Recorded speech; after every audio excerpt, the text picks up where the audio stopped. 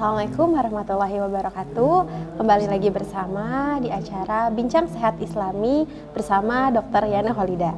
Apa kabarnya nih teman-teman di tahun yang baru ini? Semoga menjadi semangat baru untuk teman-teman semua.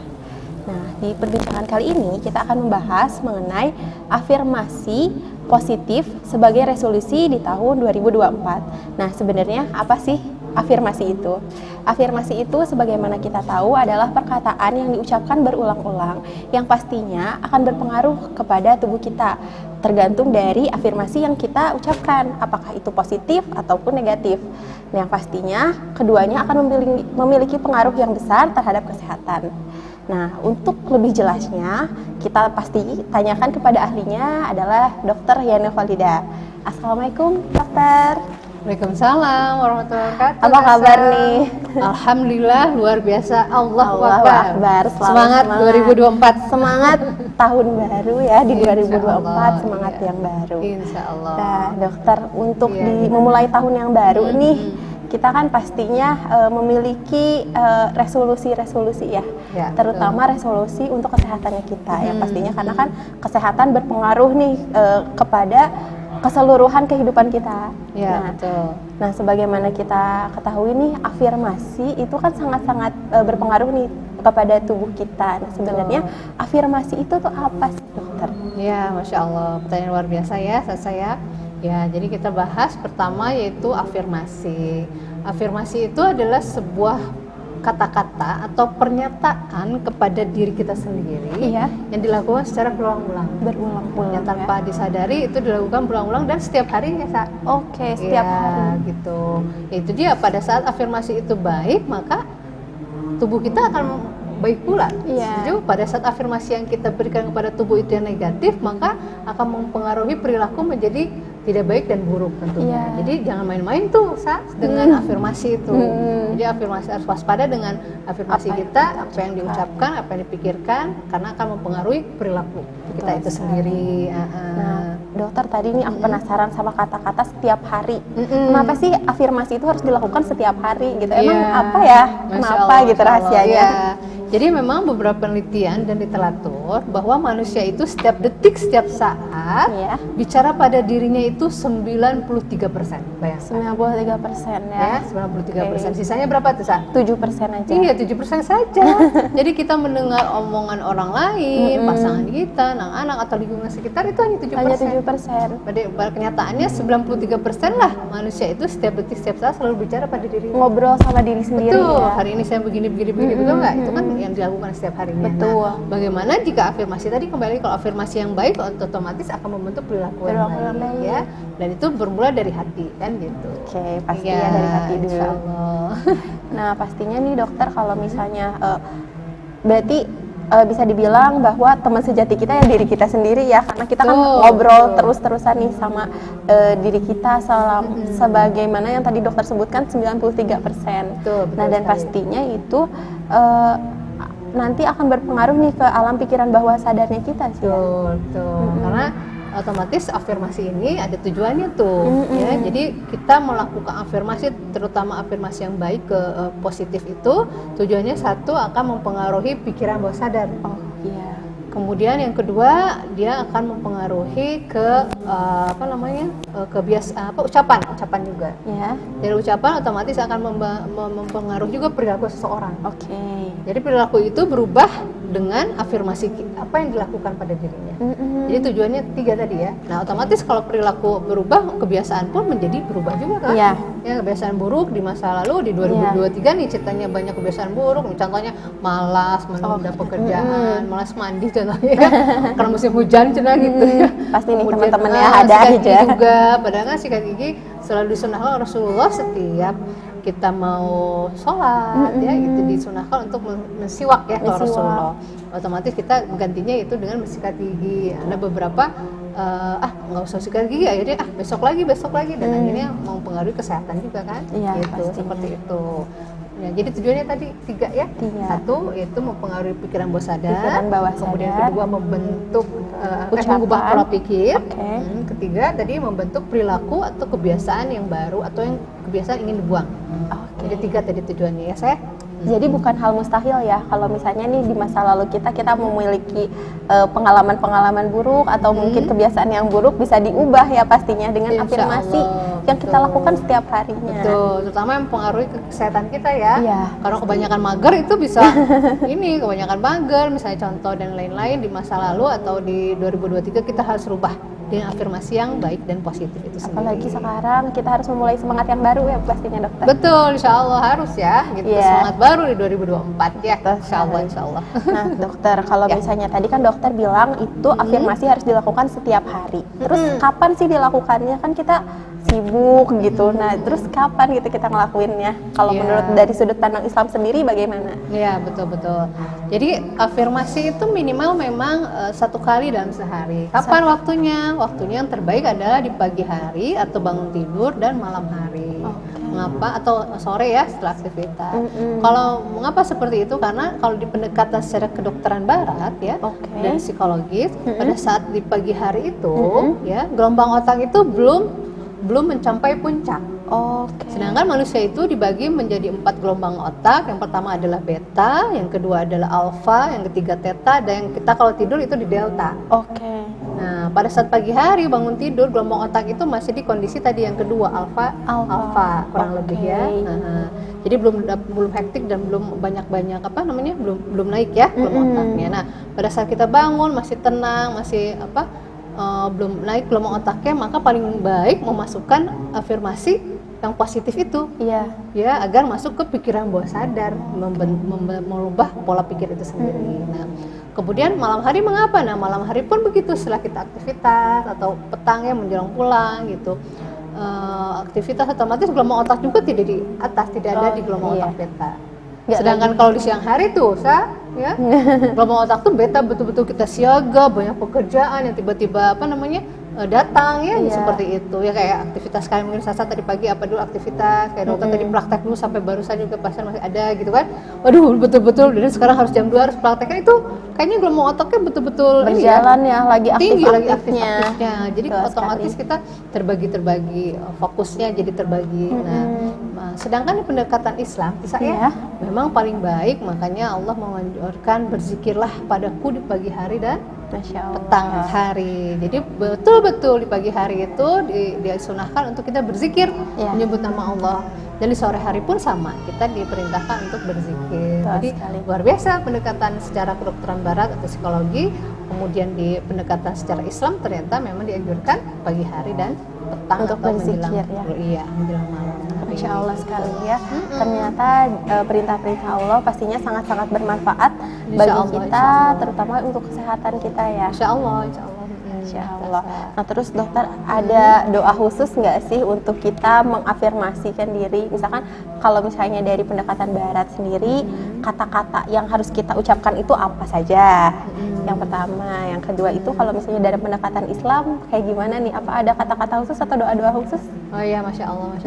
Ya, sebenarnya sebelum kita doa, yang pertama yang harus kita lakukan untuk cara melakukan afirmasi itu yaitu niat ya. Pertama adalah niat dulu, bahwa saya berniat di tahun 2024 ini berubah menjadi manusia baru, menjadi pribadi baru, memiliki kesehatan yang paripurna. Itu harus diniatkan dulu dalam hati kan gitu. Pada saat niat baru kita berdoa.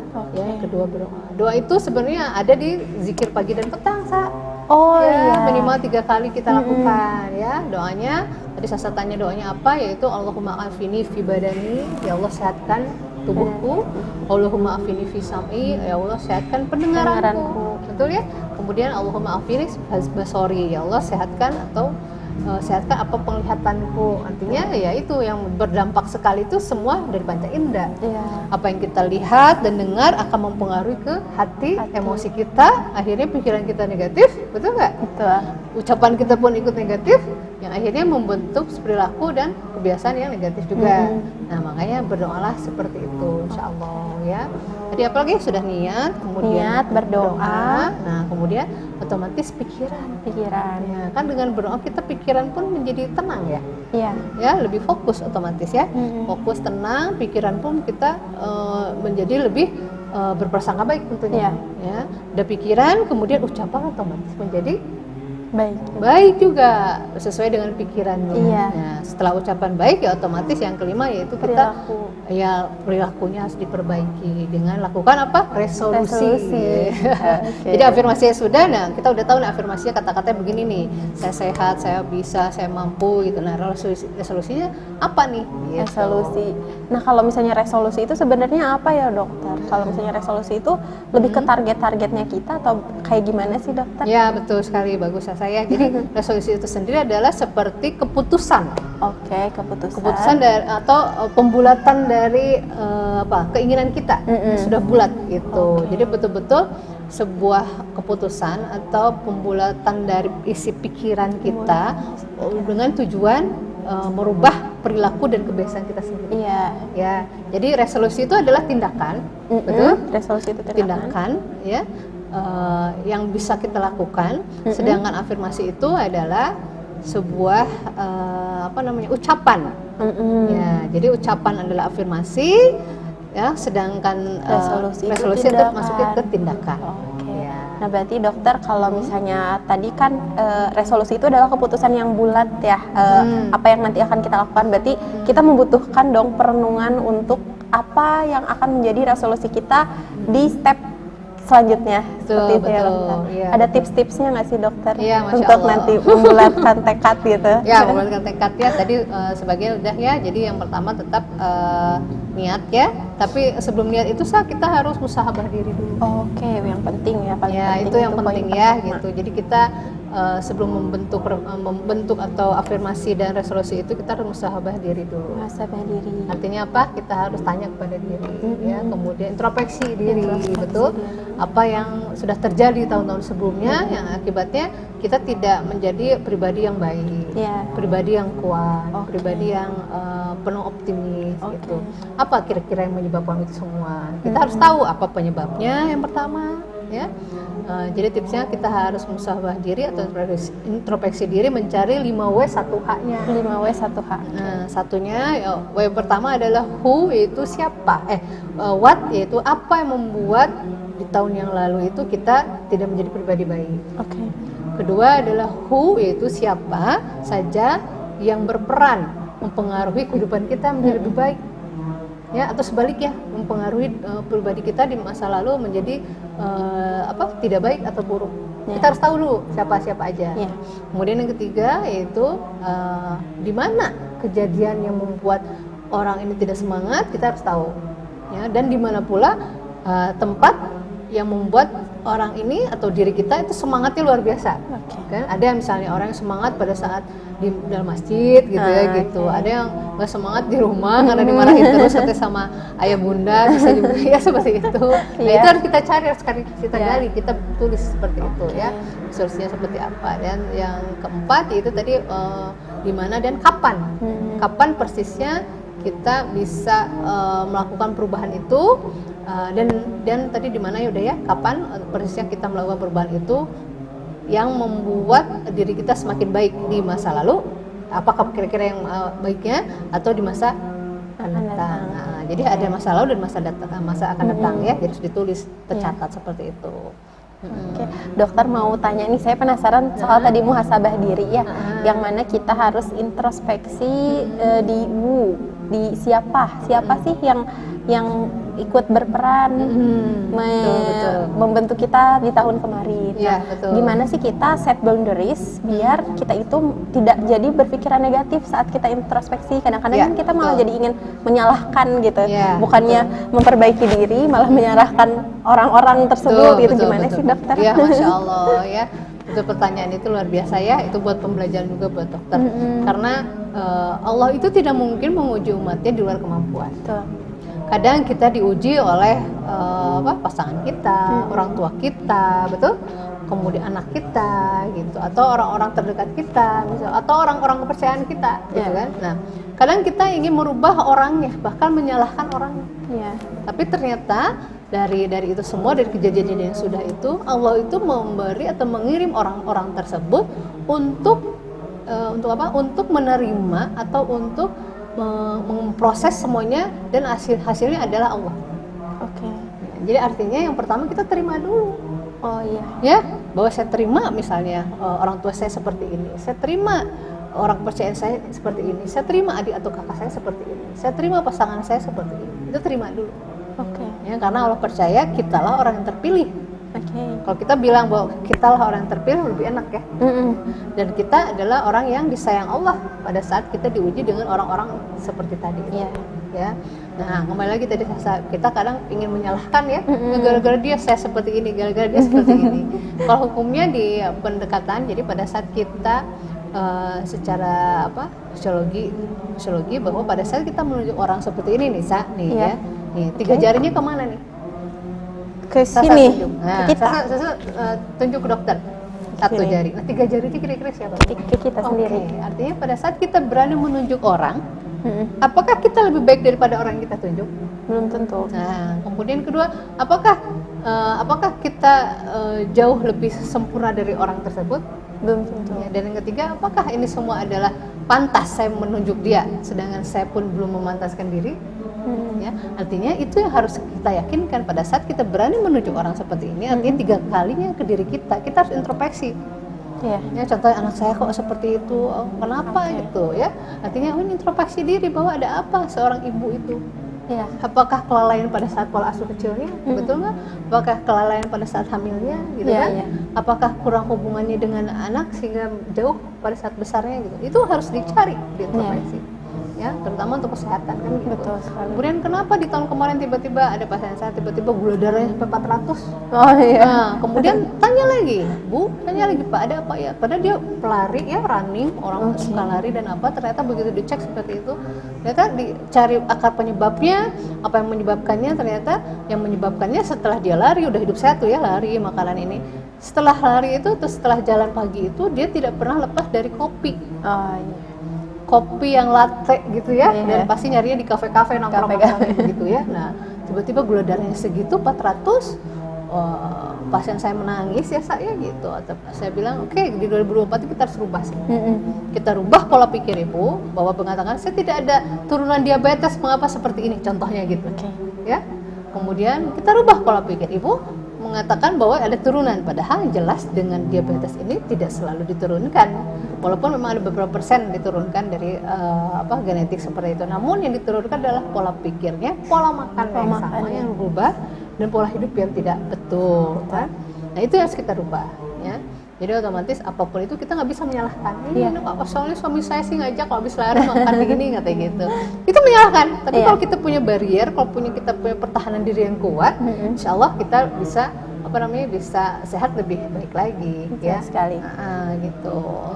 Masya Allah sekali ya dokter ya. Jadi intinya ketika kita muhasabah diri, ketika kita akan melakukan suatu resolusi, kita yang paling penting adalah melakukan muhasabah diri. Betul, Yang mana muhasabah diri itu kita harus set boundaries dulu, tidak menyalahkan orang lain dulu, tapi lebih benar-benar berkaca kepada diri kita sendiri. Iya, gitu ya. betul ya. Masya Allah. Iya, patokannya adalah Allah. Apakah kita lebih baik daripada orang tersebut? Apakah kita sudah memantaskan diri atau belum gitu ya dokter ya? Iya, insya Allah. Nah, dokter mungkin ada yang mau dokter sampaikan nih terkait resolusi apa yang harus kita lakukan nanti di untuk memulai 2024 ini seperti apa? Ya. Sebenarnya kita harus tahu dulu sebelum kita mengetahui resolusi 2024 kita seperti apa, kita harus tahu dulu manfaat dari afirmasi dulu. Ya. Jadi ternyata manfaatnya luar biasa tuh Jadi ada 10 manfaat untuk lahiriah, dan ada 5 untuk lahiriah untuk kesehatan secara fisik. Kemudian ada juga 10 untuk batin ya, juga seperti itu. Jadi luar biasa. Apa sih contohnya manfaat afirmasi itu? Yang pertama yaitu memberi semangat. Otomatis ya, karena kita mengatakan bahwa saya bisa, saya mampu, udah akhirnya kita menjadi semangat ya. Dengan semangat otomatis akan meningkatkan optimisme. Bukan feminisme ya, bukan pesimis ya. Akhirnya orang-orang yang sering yakin bahwa saya bisa, saya mampu gitu, saya tetap berjuang sampai sampai akhir perjuangan saya gitu, itu terus memberikan sifat optimis. Pada saat kita bilang pantang menyerah gitu kan, ganti jadi selalu semangat gitu. Pada pantang menyerah kan lebih negatif ya. Iya. Pantang menyerah jadinya. Nah, jadi optimisme. Kemudian 3 apalagi setelah itu otomatis kita akan membentuk suatu keberhasilan. Iya. Ya.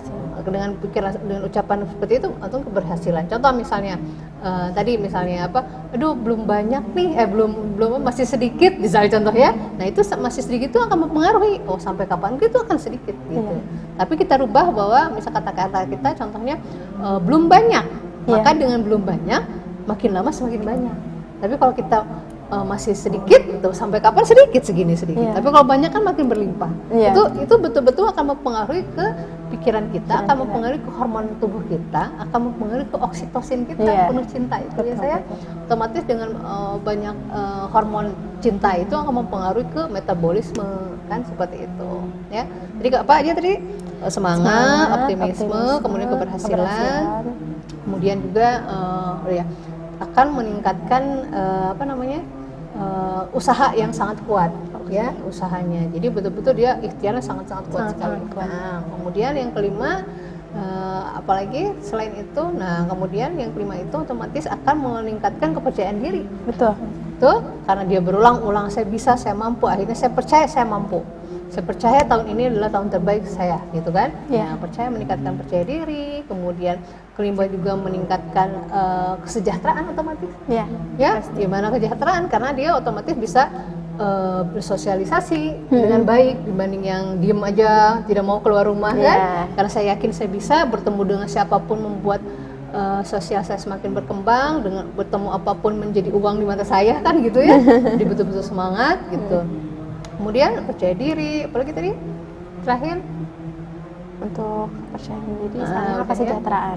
Kesejahteraan. Kemudian otomatis akan meningkatkan perekonomian juga. Betul, perekonomian. Dia afirmasi ya yakin gitu karena dia berpikir bahwa begitu kata Rasulullah juga mencarilah rezeki pada saat matahari terbit, otomatis semangatnya dari begitu suruk ya dari jam 6 misalnya, terus semangat pulang lagi kembali ke rumah sebelum maghrib misalnya, luar biasa. Allah pun akan hasil itu tidak mengkhianati ikhtiar kita ya, insya Allah. Nah, itu kurang lebihnya yang sesuai dengan batin dan ini ternyata itu akan mempengaruhi juga kepada kesehatan fisik yang lahiriah itu ya dokter ya. Jadi fisik karena kita semangat optimisme, otomatis tubuh kita lebih kuat, otot-otot kita lebih padat ya, tulang-tulang kita juga semakin padat ya. Kenapa? Karena dari pagi sudah keluar rumah, beraktivitas dan lain-lain. Dan selalu ingat juga kita bersedekah dengan sholat duha ya.